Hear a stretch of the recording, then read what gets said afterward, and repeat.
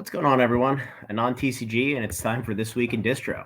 So, MagicCon Vegas just finished up, and one of the interesting things is reinstitution of MSRP for all Magic the Gathering products, which has been not a thing for the last 3 years, which is interesting because it seems like they're making a concerted effort to add the concept of value into the product after the Cynthia Williams disaster of just light your product on fire and you should be happy because you get to open the product and play with it. So that's a welcome change. So let's move to Distro, and this is the Magazine Exchange Weekly Special page. Again, this is free to everybody. No login required. Moving to Foundation. So there haven't been a whole lot of spoilers for Foundations yet, but it continues to be weak. Now, there was the big TCG player blowout a couple days ago from the banana stand. So collector boxes sold about the same as what Duskmorn did, but the play booster boxes were a little bit weaker. But we continue to have distribution across the board, ask us to take product.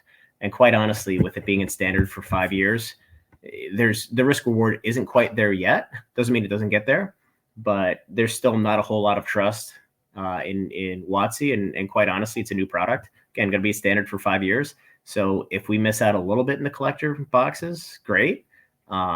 If the product comes out and just languages, it's dead inventory and dead money. So there's not a whole lot of point in taking the risk from my perspective right now. Moving to some other cool items here. Here we go. Brothers War collector boosters still available for $209 at Magazine Exchange. I don't know if they're available at any of the other distributors, but they would be on par here. MX tends to hold some inventory in the back and then release it over a period of time. But the Brothers War here selling for $229 or $228.99 plus tax. There's been a pretty nice run up of this product, so the fact that it can still be purchased at distribution for a little bit of a margin, if you will, certainly positive. One thing here that's missing is Duskmorn. Duskmorn collector boxes are sold out everywhere. And what's interesting is, generally speaking, if you follow the market, you'll have the big boys, Flipside Gaming, P Football Pete.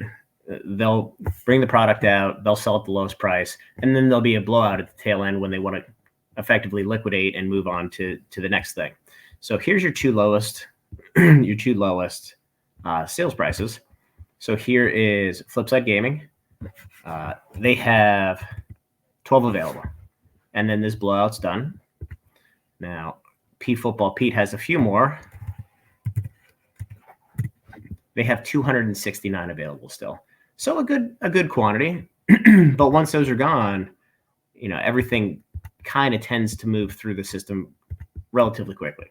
So we're probably 3-4 weeks away from these boxes, from them really to start moving and having a little bit of downward pressure. So moving on to Pokemon, everybody's favorite. Surging Sparks, booster boxes sold out across the board. Now, we do know that there is a second wave supposedly coming the end of November. It's a lighter wave. We don't have any idea what it's going to look like. That's just the rumor and the rumbling. My guess is it's not even a speed bump based on where these items are priced at right now. But it is on the horizon, and it remains to be seen.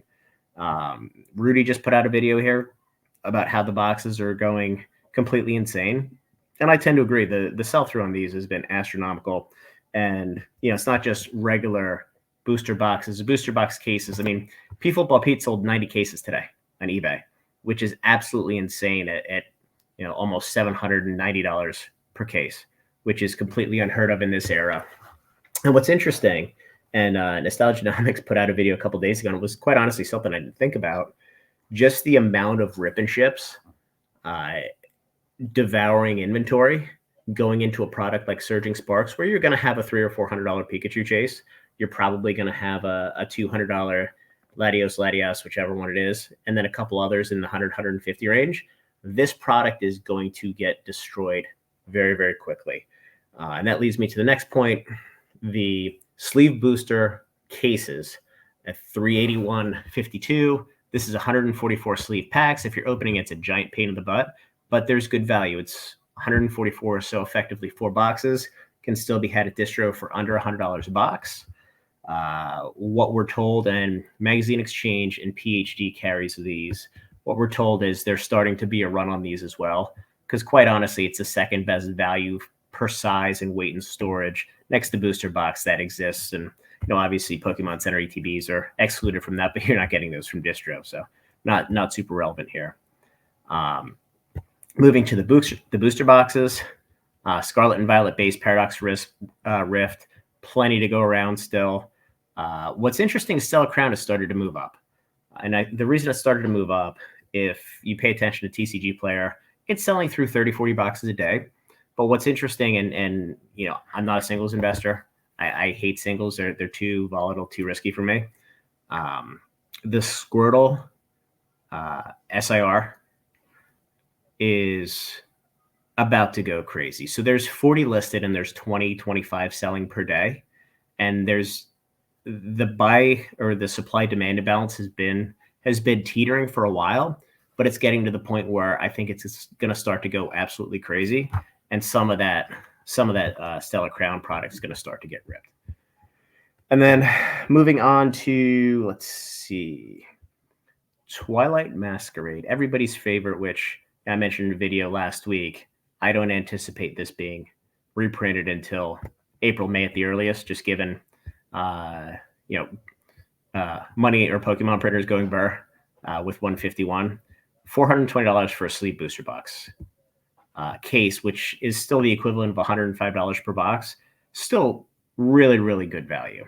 And this is also the highest I've seen sleeve boosters. Obviously it's been a long, long time since anything's reacted this way. But what's interesting, and you can see everything else, Obsidian, Stellar, Temporal still 371.